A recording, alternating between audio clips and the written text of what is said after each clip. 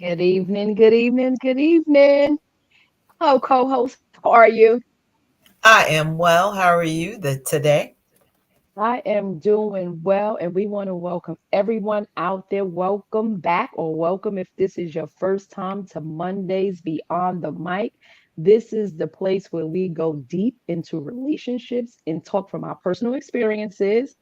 So please don't write us, email us talking about we gave y'all advice and told y'all to do X, Y, and Z, because that's not what we're saying. What we do, we just talk from our experiences and honestly hope that someone can learn and share from what we went through. So, again, thank you for returning with us. Thank you. If this is your first time, we hope you enjoy yourself. Again, personal disclaimer, just our thoughts from our perspectives, things we have gone through in life that we would like to share in hopes that it will help someone push past their pain and move forward, get therapy, whatever that looks like to you, whatever that helps look like to you, that's what we want you to get.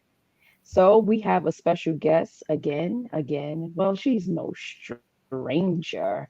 You think she's a stranger? Nah, I think she's the owner.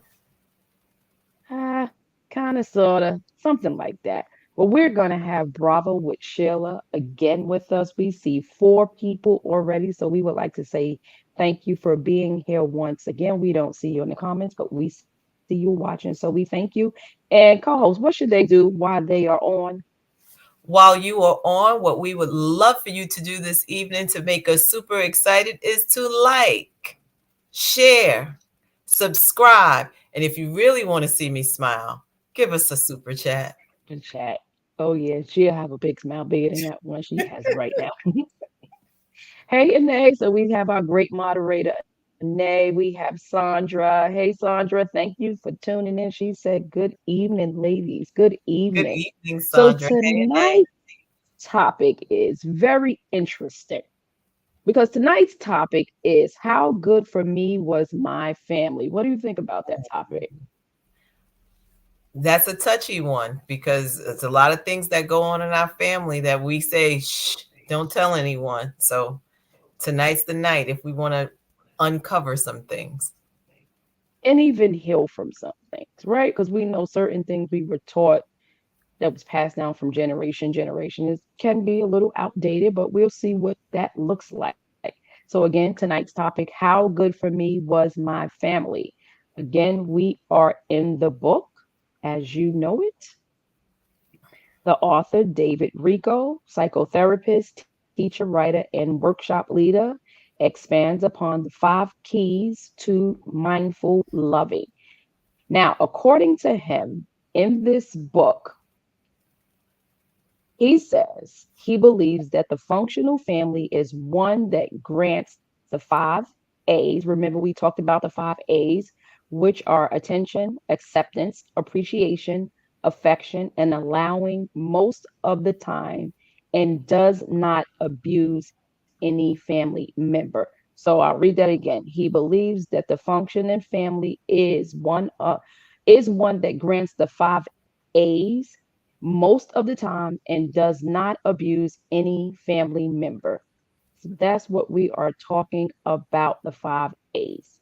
And I would say, guess who's here? Cool. We told y'all she is back. Yes, And we're excited. we're Hi, everyone. back because we Thank you.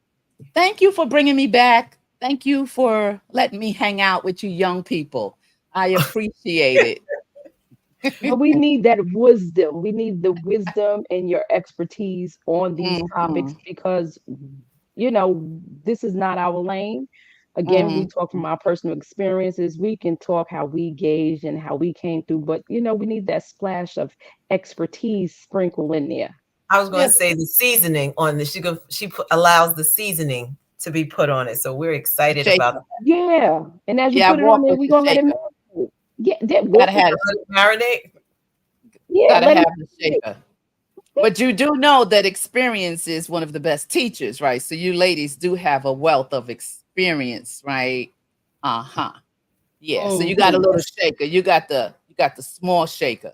You still growing. You're still in that moving. So I'm glad again. Thank you for having me on the young people's platform here on the Bravo with Sheila Network. I appreciate it. You're welcome. You're welcome. You're welcome. Before we get started, we have some faithfuls in here that we need to say hello to. Hey, Antoinette. She said, hey, ladies. Hey, Ann. Vaughn says, blessings all. Blessings to you as well. Blessings, blessings, blessings. Well, say, let's just get started. Yes, let's get it started. So it says, no family is perfect. The best we can hope for is a family that is functional most of the times, makes allowances for some dysfunction, and when things break down, find a way to mend them. So here's the question. What are some common dysfunctions that family face and how can they impact the family's life? Wow. That is pretty loaded. You know, dysfunction and family dynamics is a serious, serious conversation because each home, each location is people deal with different cultures inside of their home. And so dysfunctions, and when you said that the best, let me see what you said. You said, what are some common dysfunctions that families face and how can they impact family life? But then you also said the best we can hope for is a family that is functional most of the time, and that is the best we can hope for. You know that we have family because dysfunction is in every household. Dysfunction is in systems. You know, families deal with dysfunction on different social systems have dysfunction, and there's a element of dysfunction in almost everything that we do, in terms of coming together as a people on a job. Anytime you're dealing with people, you know, they bring what they bring to the table. And so what are some common, let me give you just a few common communication problems is dysfunction. Substance abuse is a problem. Mental illness. Let me just give you a little backdrop. Dysfunctional families can have many different types of dysfunction, ranging from minor issues to serious problems. And I like what you said, you know, having dysfunction, but how can we just manage it and measure it? Because from left to right, if it's small, it can be handled. But most times people don't deal with it, whether it's a small dysfunction or a huge dysfunction. And so with communication problems, that's a big dysfunction. Dysfunctional families have difficulty listening to each other, which can lead to what? Behavioral problems in children. And I know you're going to get to that down the road, talking about children and homes and their behaviors. And then substance dependence. We know many people, because any race deals with substance abuse, can affect many aspects in the family life, including relationships, finances, mental health issues. That's a big one, can be a common, undiagnosed in families, you know, swept under the carpet in families because they don't want to acknowledge or accept that someone has a mental health problem. So they'll just not deal with it. And as it progresses, it becomes a monster because you wanted to keep face and not allow that person or Mm. persons to get some help. Domestic violence, DV, right? That's another thing. Divorce. It's so many things that causes problems. Dysfunctional family roles. Family members may develop roles to cope with the dysfunction, such as lost child or scapegoat. We're going to talk a little bit about that. So another little list is single parenthood is can cause dysfunction and gambling addiction. But I wanted to allude to something here. No family is perfect. Likewise, no family or social system, for that matter, will be completely void of dysfunction. But occasional dysfunctional behavior does not automatically create the kind of family dysfunction that causes trauma. So then we move from just a regular dysfunction to something that crosses over to becoming a trauma, which is dysfunctional. So there's a culture within the culture within the family, and until it is compounded, right, by a lack of awareness or insight, when you don't have the awareness or the insight that this is major dysfunction, the patterns affect growing up, and developmental skills just get out of whack, and people grow up with all of these dysfunctions, and they lend it over to relationships and to corporate workplaces. And so it's a really serious conversation. I really appreciate how you both create this platform to really deal with major issues and problems that people won't talk about, don't talk about. And that's why the cycle continues to go and roll over. But you are cycle breakers. And I really love the fact of how you pick these topics and really dig deep inside of the heart of people. Whether they are accepting it, they still hear it. And if you touch on it, it'll allow somebody to change and deal with the dysfunction. Thank you. I, I want to add something, or I have a question around, or a thought. It just reminded me as you were talking, often tell people bring your whole self to work. Mm, And your mhm. whole self is a part of those dysfunctions that we're talking about, For sure. and you are explaining. And it helps you to see when you talk about the mental health aspect. Many of us grew up and people say, oh, that's my uncle, he just crazy. Or the person that's, you just keep him in the room or whatever. And especially I'm talking in the culture of Yes. African American, um, not really talking about mental illness to where it is, but opposed to Mm. just putting a label that this person is crazy. Yes, yes, that's so oh, that's powerful, and that is so true. Imagine that person that does not get the help. Imagine the stigma on that person where the purpose is forgotten, and that person never lives throughout the purpose that God has intended for that person, whether they the neighborhood drunk or the neighborhood wino or just someone who's classy and has an issue and addiction is covered up. And so it's really important that I'm telling you, when you talk about these things, it causes people to do something about it. It causes people to want to be sick and tired of being sick and tired, because there's so many. Let me just give you, I won't give you the description, but there's this, the dysfunction. This is a good one. It's not us, it's them.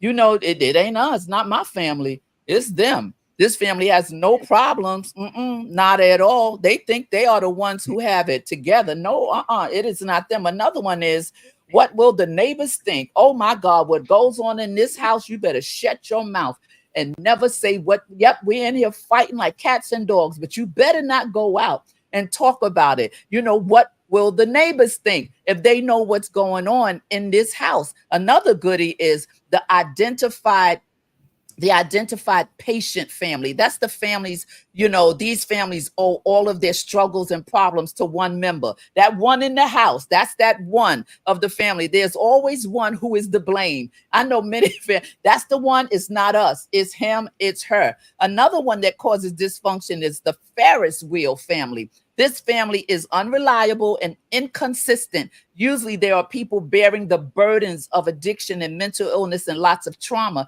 resulting in ups and downs. It's that Ferris wheel, the constant Ferris wheel. And the last one is just trying to survive. We just trying to survive. We're just trying to survive the family. These are often families who are just trying to make it through. And many are dealing with impossible situations like generational poverty, right? And neighborhoods of violence. These are things that so many people, Black, white, Chinese, and no color barrier, deal with in their lives, from the suburbs to the wonderful ghettos that we know about. Things like this must be dealt with. Well, that's good. That's this. We're just getting started, and that is amazing. But before we move on to the next question, we have our faithfuls talking to us out here. All Antoinette right. says sibling rivalry is definitely common and can cause separation and isolation in the long run. Absolutely. Yes. Mm-hmm. Yes. You don't want to be bothered. Lady Dawn B said, great Monday, HG fam and Bravo Nation. Hey, Lady Dawn B. Hey, Hey, Lady niece. B, she's on Thursdays. She's on Thursdays at 7. Antoinette says, knowing what I know now, I realized that my brother suffered from mental illness. I wish we Wow. were aware and knowledgeable so we could have tried to help him. Yeah. Wow. Yeah. Wow. That's And what I we're talking about. and for me, I grew up with a brother who has, and he still has his mental illness, and basically understanding how to navigate. And I am the youngest, so growing up, I just thought, like, why is he acting crazy, right? Because there was Mhm. never a full conversation of, like, these are Mm, the issues that your brother's having. um Correct. I didn't know until I got older, and I'm like, wait a minute, something's different, right? I don't Yeah. even want to say something's wrong, something's Right. different. Something that's that mm, communication piece we mentioned, right? No Right. communication mm, of teaching the inner culture of your home, what everyone is dealing with. Right. And then becoming an adult and now being his caregiver is Mm, very different from the little girl who was afraid of him. I was literally scared of my brother as a kid because he would have these outbursts, and I would be like, well, why is he acting like that? Because my parents didn't sit down and say, this is what's happening. This is why. Don't be afraid, or be afraid. I don't know. They just yeah. never had that conversation. And for me, just having to learn how to navigate him as a kid, or how to Yeah. stay out of his way when I felt like he was having an outburst. So I do think, to your point, it is very important that we communicate. And for me, having a child myself who has has a disability, Hmm. um, that's another thing, because for my brother, he has a disability and a mental illness. Hmm. How did Wow. you navigate, like, what's schizophrenia? I didn't know what Yeah. that as a kid. Yeah. Yeah. That's very, very it causes an emotion to rise up in me because even when you're talking about your brother, and think about the generation before you and me and your mom back then, there was really a lot of people that was going by the wayside because of lack of communication, lack of services, or just families covering up and not allowing them to get the help they needed because they wanted what? Not my family. We don't have that in this family. And so that person suffered in silence. Not only that, sometimes that turned into them drinking and going to substances. So it spins out of control. And like you saying with your brother, even with that, you know, what was he dealing with? And even prior to that, our parents really didn't know or have a lot of resources that mm, we have today. I remember in New York City, the only place they would talk about was some place, it was Bellevue, and it was this other psych place that they would take people and just leave them there. And then they started giving people $10 to bring somebody in. They were giving people money to bring people in off the street and just wow. craziness, and realizing that a lot of times now we know that psychotropic medication can help anyone and cause that off balance in their brain to get settled where they can have a normal life. So many mental health people with mental health issues work in stores, work in offices now. You don't even know they have a Mm-hmm. diagnosis because of the medication, because of someone caring enough to tell them you are okay. You are not stigmatized. And so we think about all the people that have been lost and still today in the households like we're talking about now, mental health, rivalry, all these different things that causes dysfunction. Wow, that's really good. And I think, just to add on, there was probably a period, especially in, I'm gonna say, in Black families, where we sent people to the South, or we sent you away. Yep, So that's right. we couldn't afford the Bellevues, but we'll send you That's right. to the South and let the other family handle you because we don't know how to. So true. I forgot that one. That was a big one. Yeah. Take them right down south, put them on the porch, Mm-hmm. Mm-hmm. and let them So, sit there and rock and dribble and act like they're not human. right, yeah, and I mean, Mm-hmm. this is good. This is really good. I don't know if you have a question or anything you want to add, Pache, before I go to the No, next question, or what I wanted to say is learning people, right? You alluded to anytime you deal with people, history, environment, dysfunction. Mhm. What I've come to learn is I don't know how many people have you ever encountered someone when you're talking and you're sharing, but the only way they know how to communicate is to yell and cuss and be aggressive. Oh yeah, learn behavior. Whew. And the right, it's that learned behavior. And I And learned, okay, angry, being angry. what's behind that? And it's like, oh, okay, they come from, I got it. I got it now because that's all they know is to operate out of that space of True. dysfunction. This is how I communicate because in my household, this is how we communicate. This is normal. Right. What the It's heck wrong normal. with you? Right. Why you talking to me all calm? That's What true. Right. you want to do? But No, Yes. talking to you. but it made me That. it made Yes. me think of like when you think about people when you start to date, and I've said this years ago, I don't believe it now. Like, I'm marrying you, I'm not marrying your family, and you think, oh no, yeah, you're marrying into that family, so you need to know all the craziness. You need to know, especially if you're thinking about having children, you need to know what mental illnesses run in that family, what generational Yes. curses run in that family, what are you Yes. attaching yourself to. And now I'd be like, no, no, no, I need to meet the people around. I need a cousin. I need to be able to Mm, see who are the people moving in your family, mm. because you may present one way and then you go, wait a minute, how could you be the only sane one? And it's like 10 people back here that you're going. Yes. And That's it's a funny. good My one. grandmother said it this way: "Baby, it's in the blood. It's in the Yes. blood." That is so true. I mean, that's powerful right there, what you just, what you're saying, because it's everywhere. It's everywhere. And the fact of, oh, let me y'all go ahead. Just tell me what's next. Okay. So the next question is, why is it important to make allowances for some level of dysfunction within a family? Why is it important? Yes. Because no one's perfect and everyone has flaws. And if we recognize that we are human, we're going to have some dysfunction because of the sin nature and because of who we are and how we're wired. And when we don't know how we're wired, problems happen. And we know we went through the last week. Was it last week we went through? No, was it the temperament? Did Last we go through no, that last that week? was last month. Last month. Okay. But give me the last part of that question again.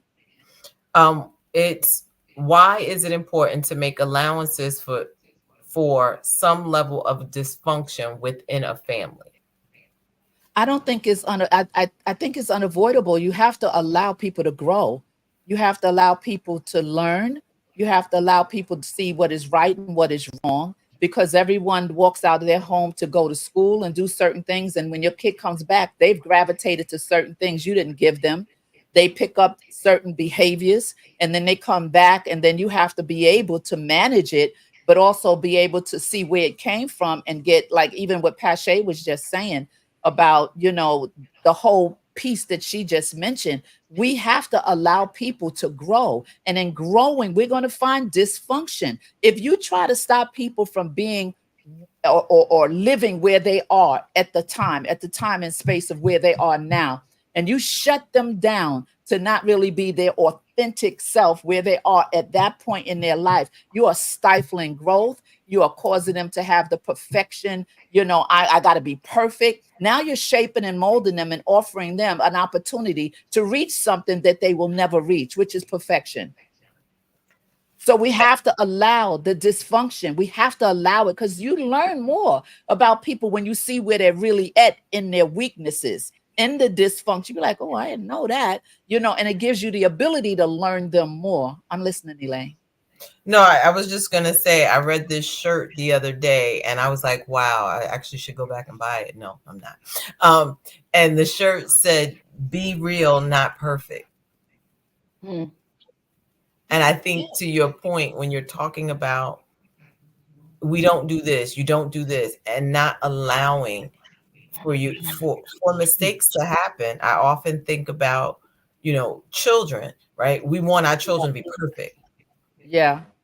Oh, how could you make that mistake? Well, they're going to make some mistake. So I take that mistake over a different mistake, whatever their mistakes are. And I know, even as a parent, because I'm like, you should know better. You're my child. And Yeah. then Okay, and that's probably what your parents thought when you did something too, you know, Exactly. and, Exactly. and giving those allowances to say, okay, this happened. Let's talk through it and not try to pretend that it didn't happen. Yeah, and that's the problem. People don't talk through it because it may bring shame to the family. It may cause people like the neighbors are going to know. It may be, this was the student that had A. This was the one in the house, in the child that got all the A's, right? The one that everyone expected. And then something happens and it smears this whole image of this person. Now, the parents always was boasting about, I mean, I kind of went through that growing up in my house. I kind of went through that same thing. Everybody thought I was my mother's pet. I really wasn't her pet. When you have children, you have to know which one you can give the responsibility to if something goes wrong, right? So if you have sisters and brothers, it looks like you're the pet because your mom knows what the capacity is in each child. So my mother saw the capacity in me as a young child that I would be the one that would handle things if things broke down or if she passed away, which left a gap for my sister and my brother to think that I was the favorite. But I wasn't the favorite. But guess what? I went through pressure in the house because I got it from them that she didn't even see what she was doing, causing a problem for me with my brother and my sister, and making it seem like I was the special one. And so when I got pregnant, oh my goodness, all hell broke loose. Dee Dee's baby, Lump Dump, that was my nickname. Oh, Lump Dump got pregnant. Oh my God, not her. She was the one. So what you're saying, to your point, like I was that one, the pressure was on, and the dysfunction or the choice I made exploded the house and the family dynamics in my house, right? And so now everything changed. The dynamics changed in the house because now here I was a young girl having a baby, right? But the great thing about that, instead of we're talking about the communication and how do you deal with crises and things that happen. Instead of my mother, I mean, I almost drove my mom nuts. She told me later she almost went to the crazy house. I never forgave myself for that, for hurting her that way. But at that time, we were in a dysfunctional home with my father, whose mistress was alcohol. So we had dysfunction coming from different places, and my mom trying to hold it down. He was the greatest father, the wonderful, wonderful man. But if he took a sip of alcohol, he turned into Dr. Jekyll, Mr. Hyde. Just a sip, not even a whole drink. So our house was dysfunctional at that point. So when I got pregnant, can you imagine? Sheila, Dee Dee's favorite, when I wasn't the favorite. I was just the one, you was picked out to be picked on, that kind of Mhm. situation. And so what she did Ooh. do after she recovered, my mom says, hold your head up. We're walking outside, and she would walk with me and say, lift your head up. And we would walk outside. She said, we're not going to hold our head down or ever walk and hold your head down. Let's go. And she walked me outside in front of all those people because I was so ashamed I wouldn't come outside. I was locked in my room, right? She said, let's go. We're going out. And we walked out, and she had my head. We had our head up high. We went and put me in another school for girls, young girls who were pregnant, so I could finish my education. But that is a good thing that happened. How many other girls that I was with and privy to in this program I got placed in? Their mom kicked them out. They was in shelters. They had no support system because the home they came from was so toxic. They had nothing to offer this child. So everything shapes us. Every experience shapes us. And if you have a village, if you have people that love you back to wholeness and not judge you, you can make it through anything. I know I went kind of left with that, but it kind of just triggered something in my memory. No, thank you. That was good. And before we move on, we have comments. Hold on. Let's see. We have comments, commercial Corey break. says, Elaine, you are so right. Knowing the family history is so important, not only for medical reasons, um, but for mental history. Yes, we need to know. We need to know everything. Um, Mhm. Antoinette says talking through it is important and necessary, But if we don't make, excuse me, if we don't want to take accountability for what we've done, it makes it hard to communicate. And I Yeah. Oh think, yeah. totally agree. And I think a part of that is something that you said, Sheila, about being picked out to be picked on.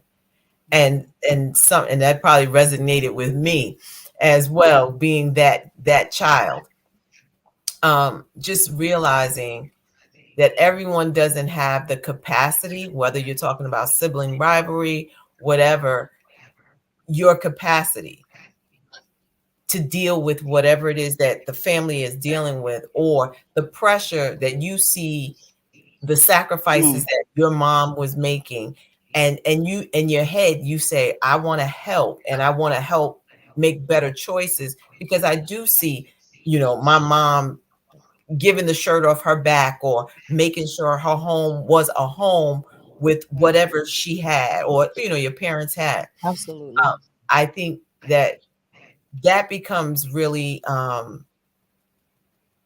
important, and can weigh on the children, right? Growing up, going, I've been chosen to be that child, and it's Yes. something that I asked for. That mantle has been placed upon me, and now what do I do with the mantle that I didn't ask for? Hello. That part. That Hello. Oh part. my God. I mean, oh my God, that is so good. And let me just piggyback real quick because I wanted to mention this when you were talking about knowing the history. You know, I always think about, the I don't want to say it's an epidemic, how many of our young girls or just women in general have children and they have different fathers, no pun intended, and they never find out the history of these fathers. And then the children go to the ER or the children go to the doctor's appointment, and the doctor's asking you all these questions about the family history. And you'd be like, I don't know, I don't know. I don't know, because they didn't even get bonded enough to know that you got to get history from the father of your children. You need to understand everything. Like you said, that's something that was so not spoken enough about. When you meet a man or whatever, like you said, I'm not marrying the family. Yes, you are. Yes, you are. But again, we weren't taught that. We were just taught you're getting married. And I remember like when my husband, the love of my life, Coco's dad, that was taken from us the day she was born. And I remember as she grew up, I got to know his family. I was at his family's house in Brooklyn. I knew his sisters, his mother. I knew what they dealt with medically. So when she became an adult, you remember that day, you was dealing with something in your throat. And I was like, that's not in our bloodline. That's not from us. That got to be Mm-hmm. from the Felton side. Remember that morning? We had that talk. You called me I said, nah, the Ingrams don't have that in the bloodline. That has to be the Felton. Mm-hmm. Then bingo, it hit me. Yes, that's your dad's bloodline. She called her aunt, questions answered, everything done. No more suspension, no more suspense. She understood where that gene came from, that DNA came from. And from that, she got healed from that situation. You remember Pache? And then even within that conversation, learning my grandmother on my dad's side, I think she passed of breast cancer. Uh-huh. So even from that, I started getting mammals at 25. My doc was like, "Oh no, you have to start." So again, the history, you have to know the history, the bloodline, because for us on our side, we didn't have any issues as far as with cancer. But, right. Then when I got that side of it, and I was like, "Oh, this is why it's important." Because It's I couldn't, she kept saying, "No, this is not on this side. It has to be your dad's side." But again, correct. I was a baby. I didn't grow up with them. So my family is over here. I knew them, I saw them, but it wasn't consistently enough to hang around and get those stories and the backdrop of the history. But we have Yes. talking to You us. got it. The communication with, asking questions, even if you're not with the father or with the man, you got to ask, what runs in your family? What's such, and jot it down, because if you have to take your kid to the ER or something happens, you don't know their blood type. You don't know if this runs in the family, down to the generational curses of alcoholism. Right? We know we can't get too deep because we can go scripture now. We can go deep, deep, deep to the other side of the YouTube street. So we're gonna keep it right in the middle. But we know that God is the God that that understands, and we're fearfully and wonderfully made. But we know what generational curses does to a family. So yeah, I just wanted to mention that because it really bothers me when young girls take their kids to the doctor and they can't answer half of the things on the sheet. Right. Or it's blank on the dad's side. Totally. Right. So, uh, Mama Rosa said, "Good evening, ladies. Great conversation. Hi, So needed. Pastor. Thank you." Thank Hi, you. Pastor Rosa. Reginald Brown says, "Aloha from Vegas. Got a bad headache, but I wanted to say hello and show you ladies some love. Thank you. Thank you. Hi. Thank Thank you, Reginald. Are you still Hi. waiting? I got a headache. He might still be with Remy. you." Antoinette said, "Oh, when you said sacrifices, I wanted to make my mom proud because I saw the turmoil my siblings put her through." Yeah. So it's a different effect of the dysfunction that went on Yeah. in her household. So she chose to pretty much do the Yeah. opposite. Oh wow. Yeah. And Yeah. she continues to say, "I took in that responsibility. I felt like it was my job to prove to her that she was a great mother." And Wow. I can definitely Amen. relate. I often, oh, I'll finish reading this and then I'll tell. She Thank you, says, Reginald. "And I wasn't going to disappoint her. I became that child." Yes, yes. Uh-huh. Period. The I weight of that, felt the that. weight of that, my gosh, the I weight Yes. of if I can just share, I think Yes, I'm the please. youngest of seven. And I'm sorry.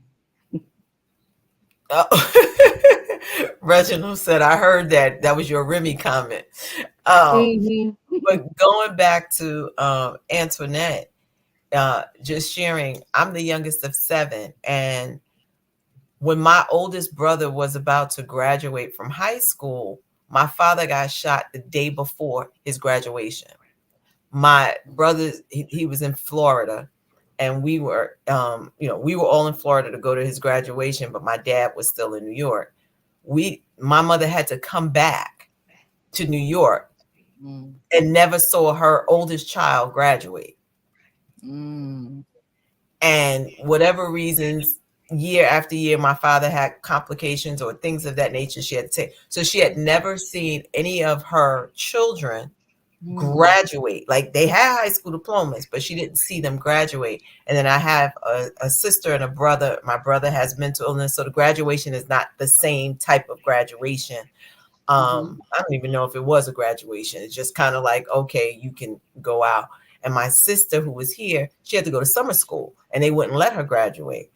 And I remember hearing my mother say, I've never seen one of my kids walk for graduation. Now I mm, am 6 years younger than my brother, 8 years younger than my sister, that we lived in the same house. And I remember saying to myself, I said to her, "Mommy, you're gonna watch me graduate." And she said, "Girl, by the time you graduate, I'm gonna be so old." And I was like, "No, you won't. No, you won't." Right? Kid.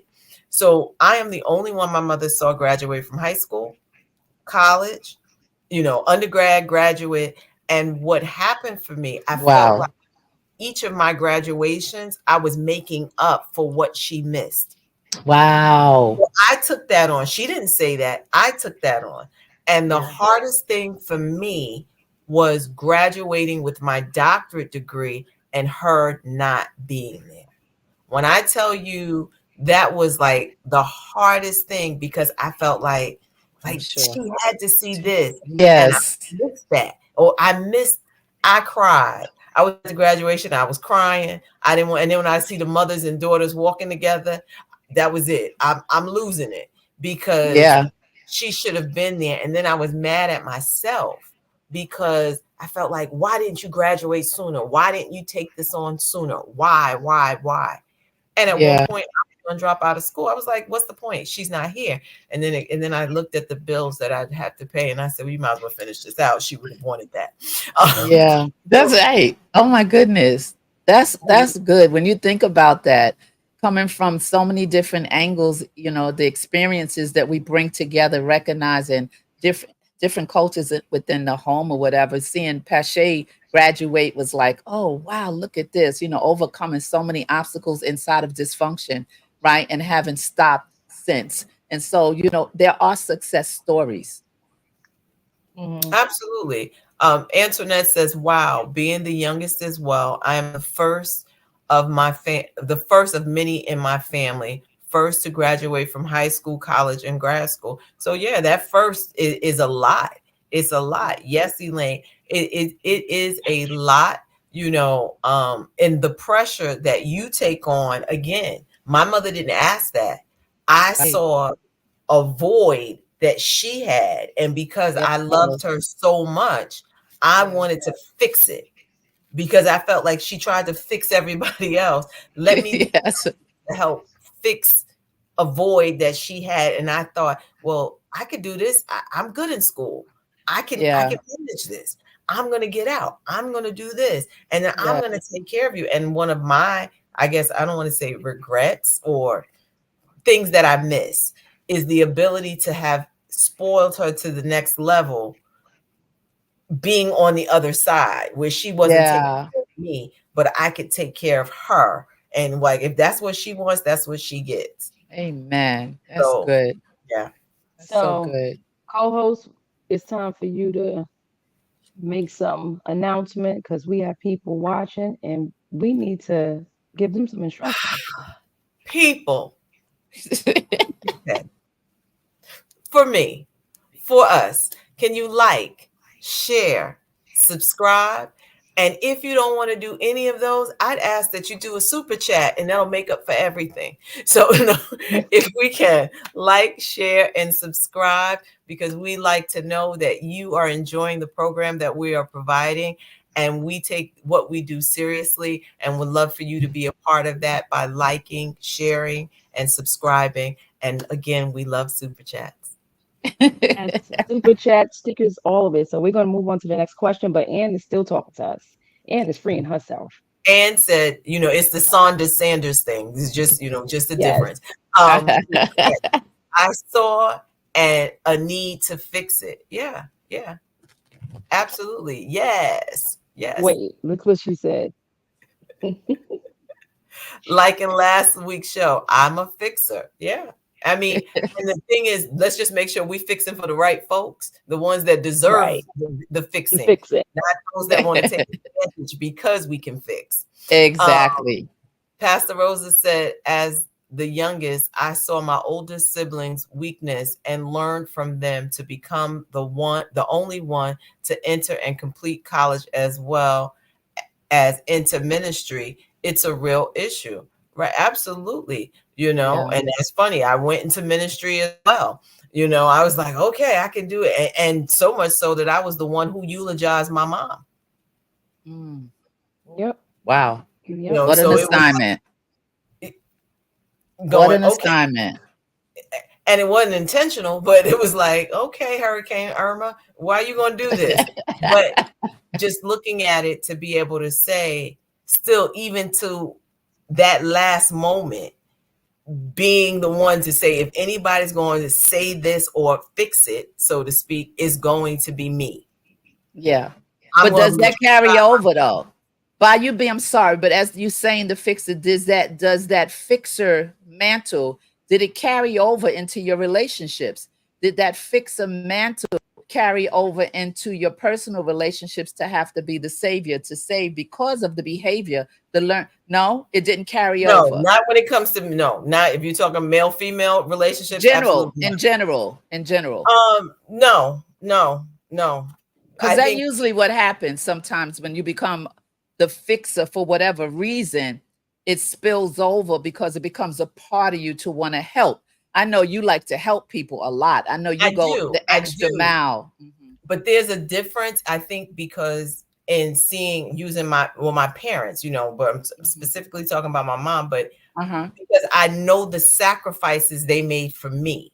So Mhm. then my reciprocation becomes greater Yeah. because I know in a Yeah. relationship, I haven't seen your sacrifice for me. So no, I'm not trying to fix you. You need to come whole already. Um, I don't do that. No, You I don't don't. do that. You don't do that. Okay. All righty. No bueno. We gonna pull her back in because she about to go somewhere else. Okay. All right. Pull in. So we gonna move. You see, when you Like, asked her the question, share. she didn't even have to answer. I was like this. Nope, No, nope, because nope. people pick up that behavior, it may not maybe not you, but a lot of times people that find themselves in positions where they picked out to be picked on and is pressured to become something that they initially wasn't, then they don't know how to separate and don't know boundaries. I've seen that in my sessions, not saying you, but I've Right. seen people come in and tell me stories and say, I wasn't like this. And because they put the pressure on me in these dysfunctional homes, they put the pressure on me to do this. I had to do this, not for the reasons we're talking about, like the wonderful reasons, like with your mom, but because they were picked out to be picked on. And then they became codependent because of the pressure as a young person, and they didn't know boundaries. And when you don't know boundaries, you don't know when to hold them and fold them. So it's good that, you answered that well, but I've seen so many people, pick up that mantle of being a fixer when you're not the fixer, but they were forced to be fixers. Yeah, and I think to your point, right? I don't feel like I was forced to be the fixer. I think when it came to my parents, Mhm. I wanted to Yeah, I fix get that. the pieces that was Mhm. broke or that I saw, right? I Right. wanted to become when my father got shot and he was in the wheelchair, I wanted to become a medical doctor. I was like, I'm going Mhm. to be a doctor and I'm going to fix him. I'm going to Yeah. figure out how to fix him until I Yeah. realized I don't like the sight of blood. I was like, no, that's not going to work. I'm That's not not going true. to fix him. I But understand. when it came to that type of things, I would think of how can I help? How can I fix? Yeah. Again, because I saw the sacrifice. It wasn't what I heard, it was what I literally saw and know that they would do to make sure Right. that we were okay. So, Right. in that realm, and I probably, yeah, I'm gonna stop right Yeah. there before I go somewhere Yeah. else. I understand. I do understand because I had to be a fixer too, and I had to learn how to have a boundary with being the fixer because I would fix so much in my young age in my dysfunctional home, fixing, looking out for my mom, my dad. I was the one who had to fix it, make it right. And the pressure was always on me. So as I became an adult, I didn't realize by me doing that, it brought problems to me because I didn't have boundaries. That's you see what I'm saying? So the reason of being fixes dictates how far it'll take you. Yours is like such an even with my mom graduating, she said, just finish school. You're pregnant. Just finish school, graduate, just do this. And I just did everything to please her to graduate. So she saw me walk across that stage in Carnegie Hall. I did everything with a baby. It was my oldest daughter, Coco's sister. And so I'm just saying that, this dysfunction in world and life motivates us to do so many things, but we have to rise above so many things that could cause us to fail. And so this conversation is so cool. Okay, and we're going to move on. We got some commercial, and then I'm going to read the next question or a portion of the Uh, book. Pastor Rosa said, always a fixer until realizing no one was helping to fix me. Mm. Yeah. Yeah. And Antoinette, so they that's right, Yeah. at Rose. It's real. Yeah. Landon said, and forced to be comfortable with wearing 7+ hats. That's Yes. a lot of hats, Landon. Yes. Right, that part. So this Yes. is good so far. We're going to keep it moving. So a next portion from the book says, crises don't become secrets to be kept. There are no limits on free speech. Did anyone ask me how I felt when a family crisis occurred? So the question is, why do you believe it is important for family crisis not to become secrets? Because family crisis, if they become secrets, you become in bondage. It's a bondage. A bondage meaning that if something happens that in the house or anywhere that you're dealing with and people are saying don't talk about it or we shouldn't talk about it, don't share it. It could be a place where you got essayed. It could be where you got aped. It could be a situation. I know a few situations where someone was molested and could not speak about it and was told do not say anything about this, don't say anything about Um, this. And that person, a couple of people, that I've had come through the they would cry and cry and cry because they kept silent, because they were pressured to be silent because of the family dynamics, and because people didn't want the neighbors to know, even if it was an uncle that did it to them. It was a family member that did it to them. And this crisis is a crisis. And there's so many crises like this today that have not been spoken about. So your question again, let me see what that question is again. It says, uh, Why do you why do you believe? believe it is important for family crisis not to become secret? Because it becomes a bondage and just entrapment. It causes people to not live a good life. It causes people to grow up, young girls, can you imagine, who have been told to shut up because Uncle such and such did something. You better not talk about it. And the mother knows about it. The father, everyone knows. And this is a crisis. Why would you or anyone put yourself before someone else in a crisis that happened to them just to save face or to keep the family image going? But so many people do this. So many people, you can't keep certain secrets. Listen, what is a secret? What do you lose by giving a Mm, secret? What do you lose by giving the truth? First of all, the people you worried about have nothing to do with you. They don't feed you. They don't call you. They know nothing about. How do you give so much power to strangers for an image at the expense of a family member or someone you love because of image? mm. I don't know if that answered that. No, it answered. It answered. I think we're going to move on. You have anything, Elaine, before I move on? No, go ahead. Okay, so the next question is, what are some common emotional impacts of keeping family crisis secret?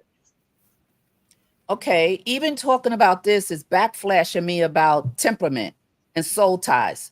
You know, everything ties into everything. Your temperament, your inborn temperament, your needs, your wants, your strengths, your weaknesses, and the soul ties. We talked about positive soul ties on the platform. We talked about negative soul ties. We talked about different types of soul ties. It doesn't necessarily mean that it's an intimate soul tie. But when you have a family of dysfunction, there are soul ties in that dysfunction. Negative, strong, wrapped up, tangled up in the root system of a dysfunctional place. And if the roots are not pulled up, then things happen and no one is educated. We say, and people say that we dropped the ball for the next generation. I could say my generation before me dropped the ball for me. I spoke to a young person the other day, and they was like, "Well, we don't have much. No one's given us much." And we had a Mm, conversation about it. So when you think about the soul tie in a dysfunctional, who's going to break the tie? Who's going to have the courage to come against the grain and break the tie and stand up and say enough is enough? Who's going to be the one who's going to be the one that's going to be slayed?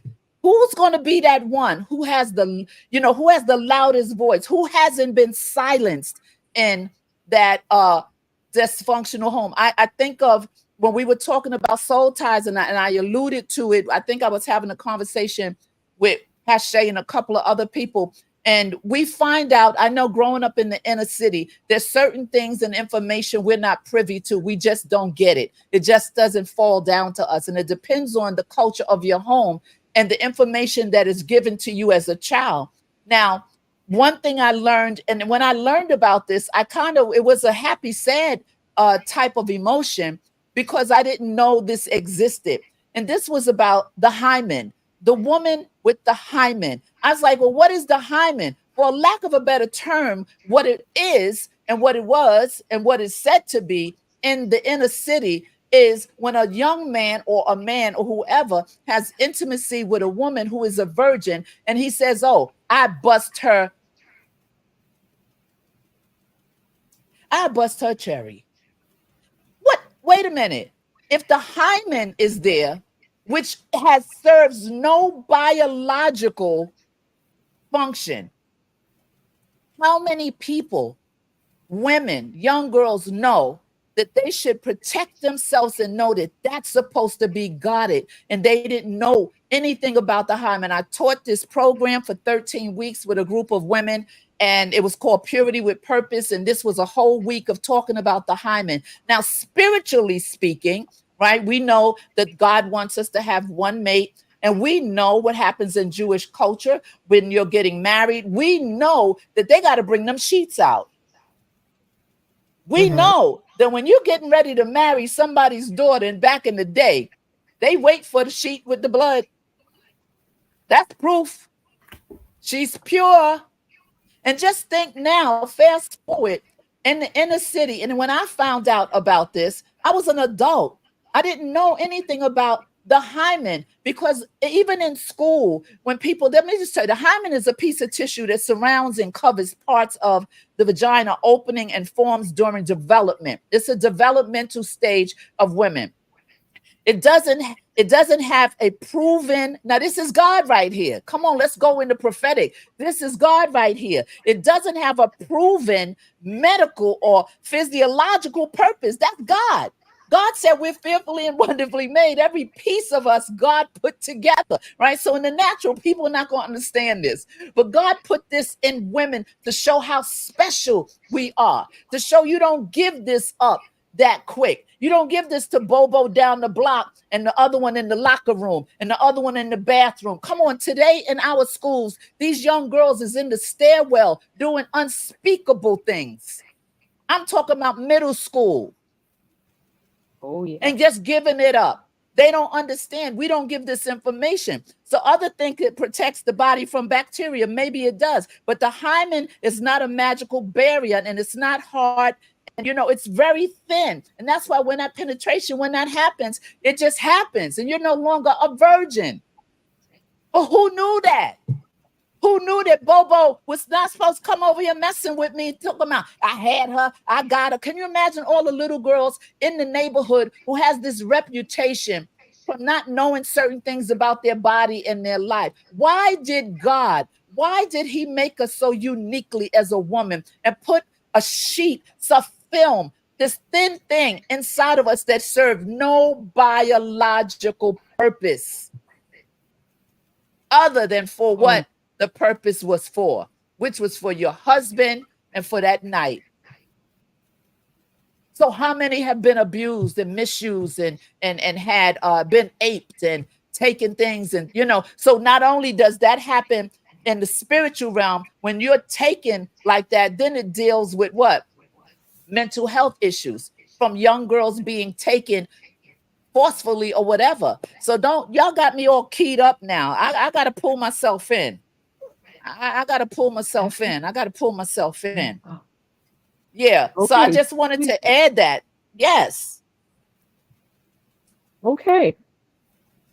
So I what have are nothing some, let behind me that. add this. What are some common emotional Okay. impacts? Okay. Denial is something.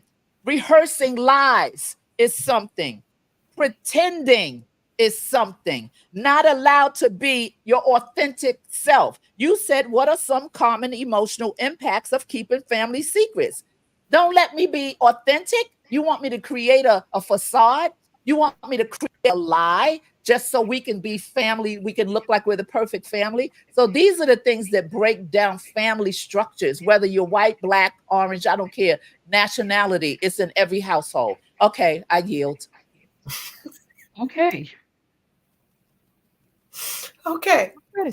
So here are my questions. Oh Um, boy, more. yes, that's what it is.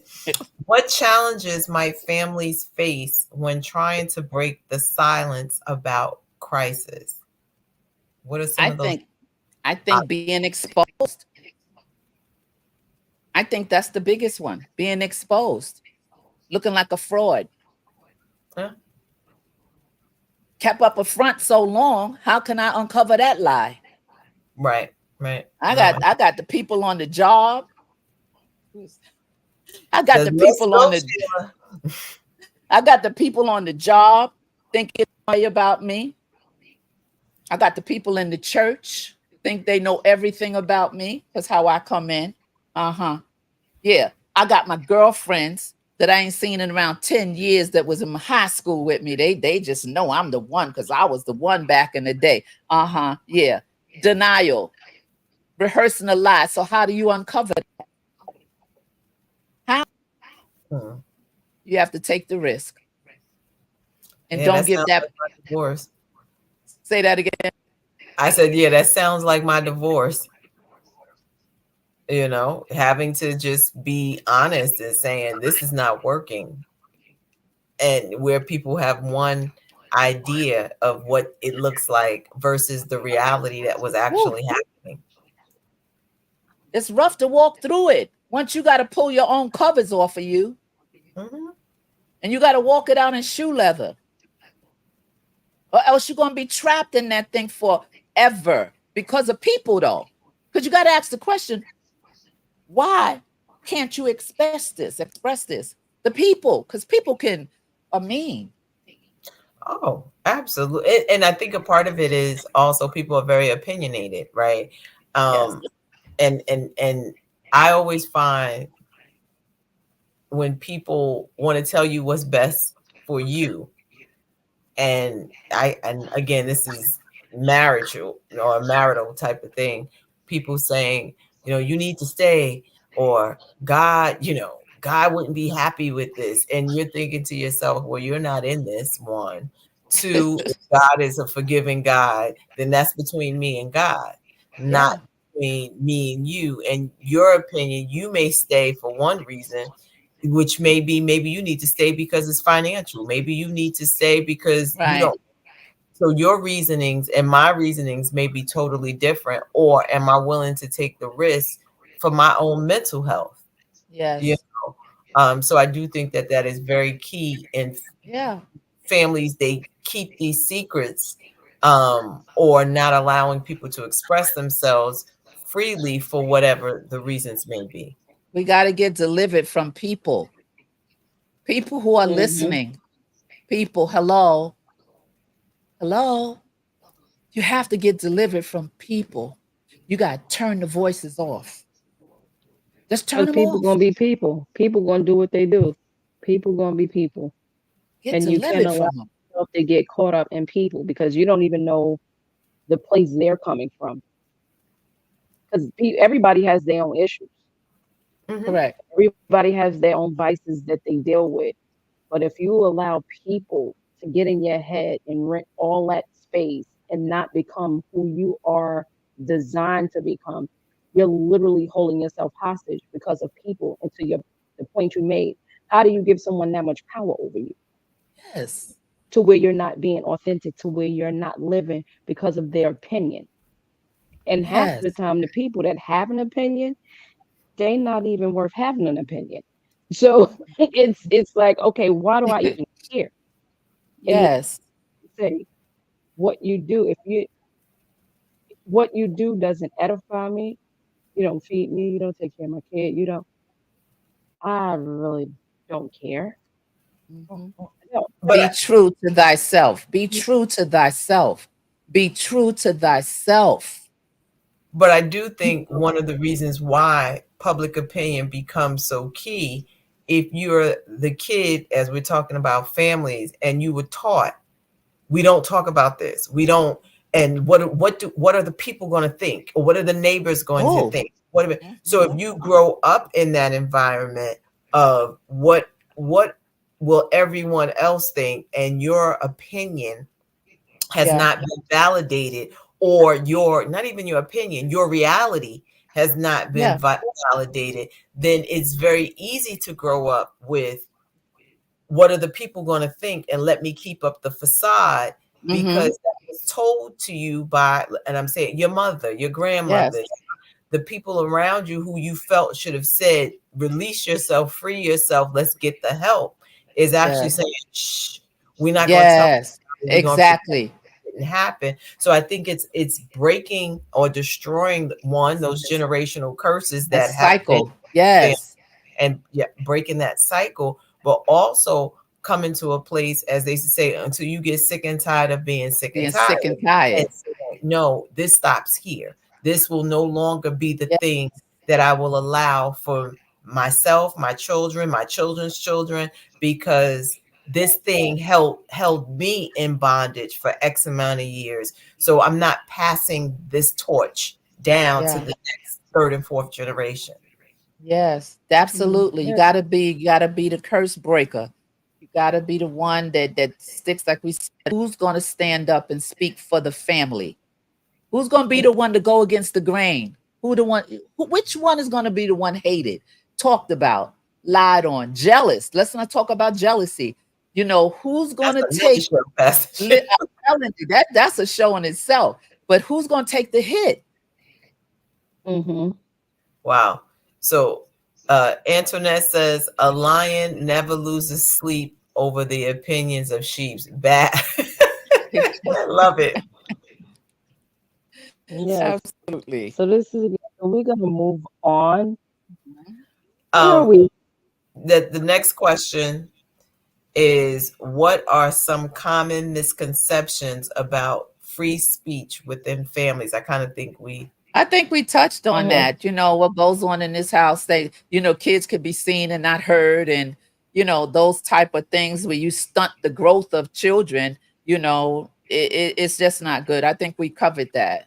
yeah. So I'll keep going. Is in becoming an adult, we learn to play for ourselves the role the functional family was supposed to be played for us. So as an adult, we learn to play the role that the family says this is who you are.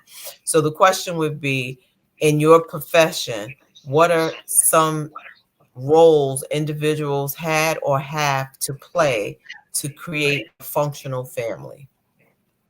Well, when I think of the question, you know, you said in becoming an adult, we learn, meaning again, we went to school for it or we learned it some kind of, whether from this one or that one. It doesn't have to be positive, but we learned it, you know, to play for ourselves the roles that functional families were supposed to play for. I don't know the roles people play. They create images.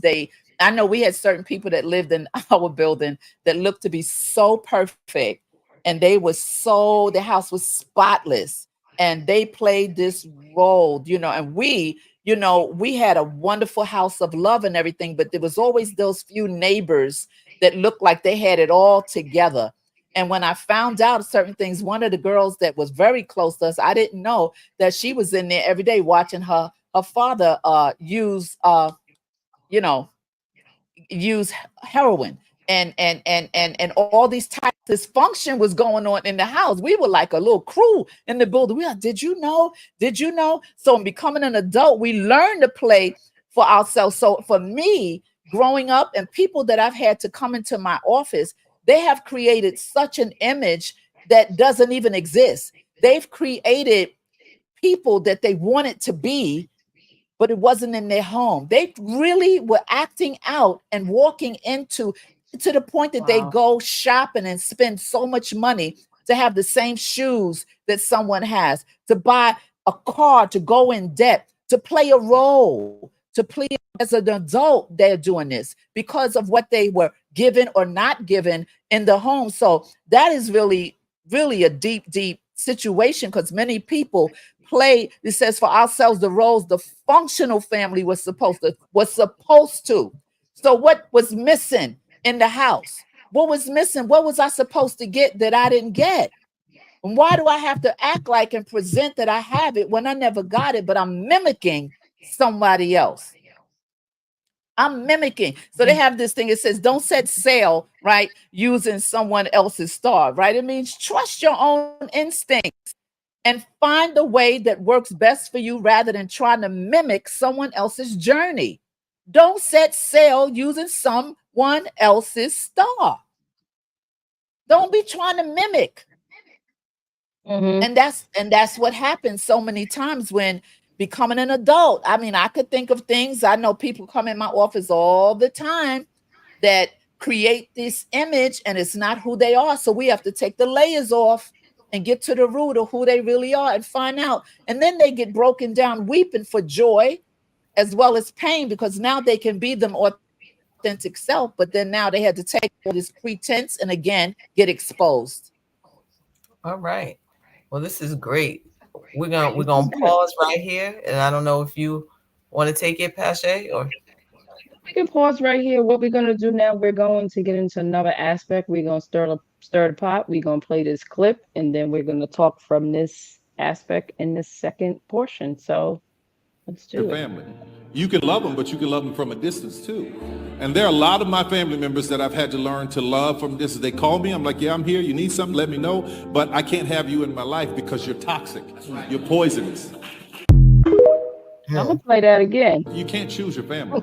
You can love Uh-huh. them, but you can love them from a distance too. And there are a lot of my family members that I've had to learn to love from a distance. They call me, I'm like, yeah, I'm here. You need something, let me know. But I can't have you in my life because you're toxic.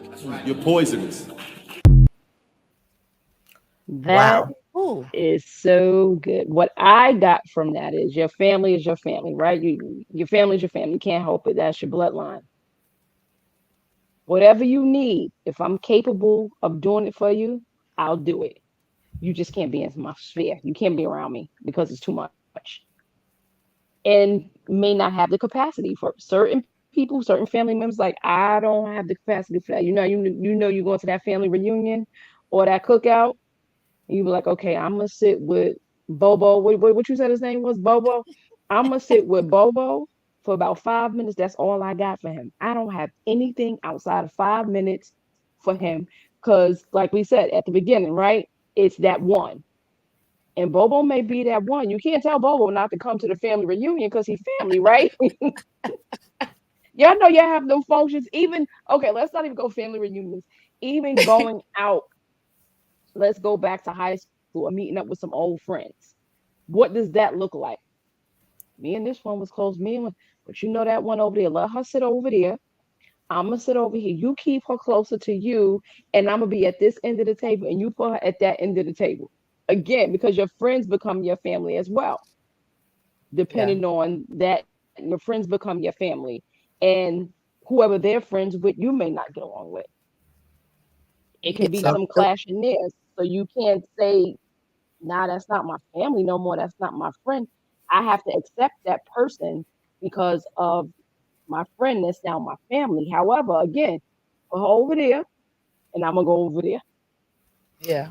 I Yeah. would just add to that and say, I think when it comes to family, I can love you, but I don't have to like you. Mm. Absolutely.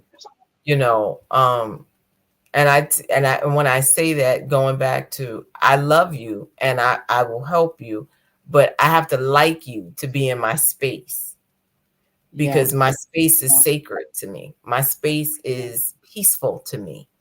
Yeah. And if you disturb my peace, I'm not like at this point in life, I'm not doing that with you. And you Right. have a choice. And I think going back to something that was said earlier, as kids, we may not have had a choice because that was the house we grew up in or the home that we grew Correct. up in. That Hmm. was, you were the youngest, you were all of these things. So you had to go with your older siblings or you had to endure. But now you're like, I'm not that girl. In this case, I'm a full grown woman and I've made choices that Yeah. which doesn't include you. And you have to be okay with that. And knowing that people can't hold you responsible. Because a lot of times I think in families, people hold you responsible for the lack of their accomplishments. Oh God, yes. Oh yeah. And you have the same opportunities. You had, everyone had the same equal playing ground. It's not like you were born to the Rockefellers and these were born to people on crack rock. So with that being said, Rock. you have to Okay. understand that the opportunities were the same. And it's Yeah. what the choices we make Right. what is a saying, you can either pay now or play later, or pay now and play later. And Mhm. we make those choices, whatever that looks like. And understanding that our family, they don't have a right to, I'm just gonna say it, your stuff. Because I Mhm. think a lot of times people think, well, you're my aunt or you're my sister or you're my even your kids, you're like, you don't have a right, Hmm. you Yeah. know. Yeah. And I I think that remember. Go One ahead. one of the things I, that go ahead. came to mind was this old saying: "Do what I say, not what I do." Right. Confused, child. You want me to listen to you, but I see you doing this. Not what- Okay, so now I'm confused. Do Yeah. what you say. I hear what you're telling me, but I see what you're doing. Right. And you're doing the same thing. And it looks like what you're doing is fun. So Yeah. this dysfunction, it could be alcohol. Don't Yeah. drink with me, but I'm drinking. Yeah. Partying, alcohol takes different effects on people. Some might cut a rug or two, some might start cussing. It depends. Somebody get a knife and start slashing folk. I mean, Right. alcohol So, do some terrible things to right. people. So how are you saying do what I say and not what I do? And we know we learn from behavior. Yeah. But with Tyler Perry, what I got from the word that stuck out big for me was toxic. So that means that I've been around this block with you a bunch of times in the family affairs and places, and we've done a lot that now, okay, you're toxic. So I've come to the last stop. Like it's time for you to get off the train. Because this we've been on these different things and family events and whatever, and that toxic person or persons, because when he said toxic, that's bad. That's not a good word. That means you so Hmm. messed up and you bring so much drama and you bring so much with you. I can't, but if you need me, I got a way to get something to you. But when someone is toxic like that, like my mother used to always say, sometimes Sheila, you gotta feed them with a long handle Yeah, spoon. this You spoon. just gotta feed them with a long handle spoon. Let them go on down the block. Just hand it over that way, because you can't have certain people around you that bring hell to your life, right? That harasses your soul. And it's sad when it's family, right? Now, for me, I'm thinking that if it's a toxic person, somebody tried to help that person a bunch of times. No matter what the event might have Mhm. been in that person's life, something must, every time something happened, you was trying to help. You was trying such and such needs such and such. Oh yeah, you got to go to such. It's not like you just became toxic and we just slammed it. No, you got a paper trail. For the family to want to not be around you, there's some kind of paper trail that enough is enough. And Tyler Perry looked like he was like so serious, and I could He imagine. saw a picture when he was Yeah, talking about he had a visual. yeah. So yeah, toxic people and family members, I love family.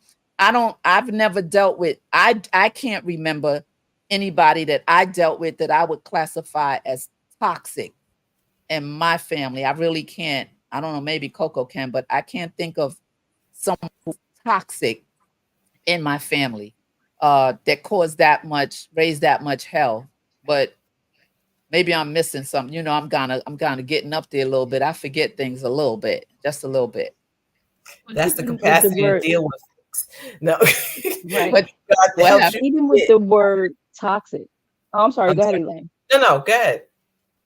I was saying, even with the word toxic and what we were saying, and we both know my peace is my sanctuary. Me too. So again, when a toxic person comes around you, it disrupts your spirit. It's a total disruption. It's like I can't. And you You don't pray have to like grace God, for it. okay, right. He's like, I know you said grace, I know, but I just not a capacity for this person right now. Let me pray a little longer. Let me pray a little longer, build up a little more grace so I can get into that space Yeah. because we are, especially family. No, who wants to do away with their family? Nobody, Right. regardless, Right. because we all have issues. Everybody, like I think each family member can point out something in another person they don't like. Right. Yeah. Yeah, that's So I Right. think true. And go ahead, I'm Elaine. I'm sorry. I think, but when we're talking about toxic, a lot of times is not acknowledging the part that you play. You know what I mean? So sometimes you can have family members and they blame everybody. So the rest of the family is like, so we are all 99 of us we're the problem. Yes. We Hmm. mentioned that earlier. That one. Right. And you're like, okay. So then what we do is, or I know for me, I'll go into ignore you mode. Like, okay, sure. And that's when the whatevers, oh, sure. And you find something to do. Like, I need to go, I need to go part the rain or something. You just make up stuff at this point Part the because rain. Just make it up, right? On the spot. Just make it up. I just have something to do because it takes up too much energy Yeah. for you to, and when I say engage, going back to his point, tell me what you need. Let me see if I can help you so I can send you on your way, because 9 times out of 10, people who have that characteristic, they come when they need something, right? Yeah. And you just say, okay, I'd rather just give it to you so you can go than to keep you in my presence. True. Because if I had to choose between money or my peace, Peace. I'd rather give you my money because I can get that back. But that peace that you're Peace. disrupting, Hands it's down. priceless. It's priceless. And, yeah, and I have a question. Do you find yourself after you encounter a toxic person, you yourself, you have to now go detox, meaning you have to vent to somebody else? You know, those conversations. I can't believe because now you just disrupted my entire soul because Yeah. of your mess. So now I have to go vent this nonsense to somebody else to calm myself down and get myself off the list. So now I got to detox from the toxic person. Or you Mm, have to have skin like a duck and let it roll off of you. Well, it I think rolls it's off, but I think sometimes you just got to get it out. For me, I You say got for to me, get it out. Yeah, I got to but get you it out. have It's like, all right, see, whatever. for somebody to take your peace, right? Again, it's that power that you release, right? You release some of your Mhm. power. Someone can take, you know how people say, you made me feel this. Now, sometimes people say, no, people say, well, he made me do that. Or, you made me such and such. Well, no, it was a choice, that somebody can't make you do anything, right? It's a choice that you make. But I understand the toxicity when people do come and you're so peaceful. And if this is somebody that constant and constant and constant, everything that you're saying and everything Tyler said, what? I'd rather just send you a Zelle or Cash App, Be and gone.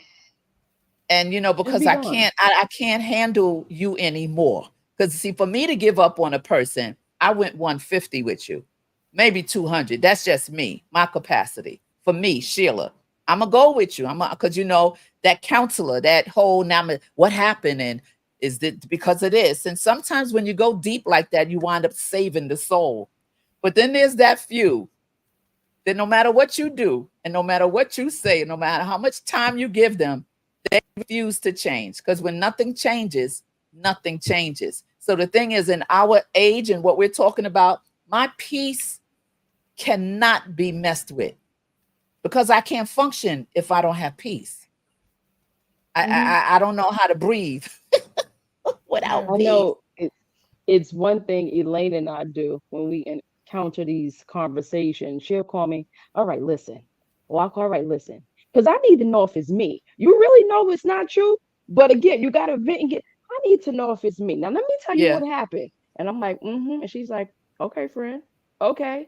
No, I understand. We're like, oh, okay. I just had to get that out. And then it's okay. yeah, yeah, And that's absolutely. accountability. Again, that's a Yes, good thing because that's that's good. accountability because you want to check and make sure it's not you. That's good. Maybe That's I good. missed something in that. And That's we good. often do that. Did I miss it? No, that's Or really good to have that it's like, accountability no. friend like Yeah. that. No, that's really someone you could bounce off of that's going to tell you, it's going to really tell you with love. Like, you could have said it another way, or no, you need to move. Yeah, trusting Her somebody word, with you. yeah, her word is now Coke. And then I'm like, oh shucks. I should have said something different. When I hear now Yeah. Coke, and I'm like, Or what? fix the face, fix the And then facial she goes, expression. Oh boy, the right. face. Thank God. Oh yes, the face with her. And then and she Absolutely. know I'll push back, yeah, yeah, yeah, but da-da-da-da. And then I should be like, well, she'd be like, okay, I know you would get there. But Yeah. she knows me. She knows she's gonna Yeah. say her opinion. I'm gonna push back a little, a lot, depending on what that thing is, Yeah. and then I'll go to self and self say, huh? And I'm like, all right, friend was right. When I'm Okay, ready, you're right. She's I'm like, oh, done. When I'm done and I had enough, in my head, all I say is walking in crowded. Just oh Sheila, yeah, walking in crowded. Just keep it yep, moving, Yeah, that's right? good. yep. Just keep it moving. And you don't need this and that. You done did exhausted. You done went 150, 200. God is pleased. And that's Hallelujah. it. You got around 10 stars with him till he say, all right, enough. She's not changing. Turn him over to me. So you got to know when to hold him Hmm. and fold him. That's good. That's good. We have a comment, and Well, is while the our comment is commercial coming coming through? up, we just want you to like, share, subscribe. I haven't seen a super chat today, but I'm believing it's not over. Pastor Rosa says sometimes sometimes you try so hard not to let that toxicity penetrate, but it depends on the power of the toxic person has in our lives. Yeah. Mm. I mean, Depending I on where think that that, person is, how close. yeah, it depends, and what they've done to you, Oh because yeah. we can talk about if there was tampering with a person as a child. That's a big thing. Yeah. It's easy to say, oh, let it go, forgive them, but you're thinking, I was innocent, you took this from me, you took that, all of those things. So that comes with a lot. So I definitely can agree with that comment, and it could be other things, because especially if you're a kid, you expect the adults in your life to protect you, not to hurt you. Mm-hmm. Mm-hmm. Yes. And then that Absolutely. leads into a mistrust of adults or people in authority, because the authority was supposed to protect and it hurt you. Oh, Right. oh, that's a Right. big one to overcome. Some people Yeah. never Oh recover yeah. from that. Some people Yeah. never That's a recover from that. So this was extremely good. We hope you enjoyed it out there. Again, we were talking about how good for me was my family. Doesn't mean it's always negative, because if something negative happened, the dysfunction, we heard some stories where you can turn it around and make it a Yes. positive. It's just about Yes. perspective and how you look at it. So this was extremely good. As always, the co-host and Yes. I will give final words. And guess what? The guest will have the final word. Bravo with Sheila will have the final word. You were going to say something, Elaine, before I did? No, no, no. Go ahead. My final words would be, don't let the dysfunction, if you're dealing with dysfunction, hold you hostage. Get Mm. some help yourself out, free yourself.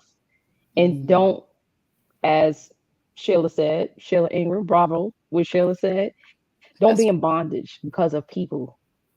People don't give anyone that much control over you. That's my yeah. final thought, regardless to what you learned in your family or what you didn't learn. Yeah. All right. I'm gonna just steal something from, or borrow, I'm gonna say, from Sheila, which is, when nothing changes, nothing changes. So we have to be able to figure out what the change looks like, and then take the necessary steps for the Yeah. change to occur. I love it.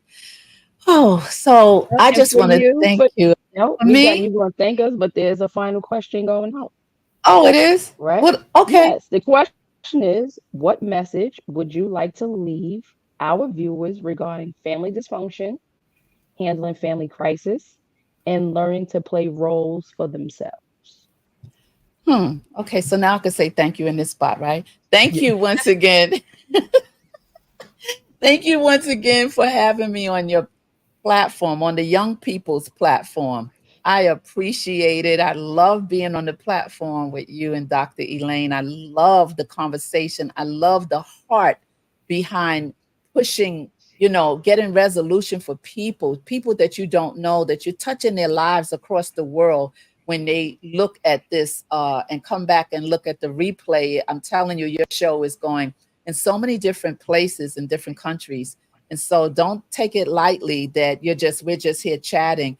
So many people are receiving breakthroughs because of what you do. So I thank you for the heart of God that you give. And so for what I like to leave people with is the three rules. I wrote something down. The three rules that keep family dysfunctional perpetuating is the don't talk, don't trust, and the don't feel rule. Those are the three rules. Those. So we have to break the cycle of generational trauma and begin to heal. We have to begin to heal and be the change makers in the family. Someone has to stand up against the grain.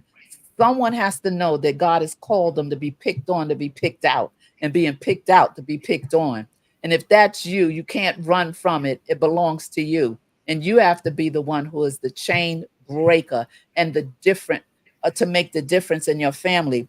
There's a scripture, Ephesians 4:32, and it says to be kind to one another, tenderhearted, forgiving one another, even as Christ forgave you. Remember, there can be forgiveness. There can be forgiveness without reconciliation, but there can't be reconciliation without forgiveness. So we have to learn to forgive. You can't skip over and go to reconciling with someone if the forgiveness piece has not been manifested, because that's step one. That releases you.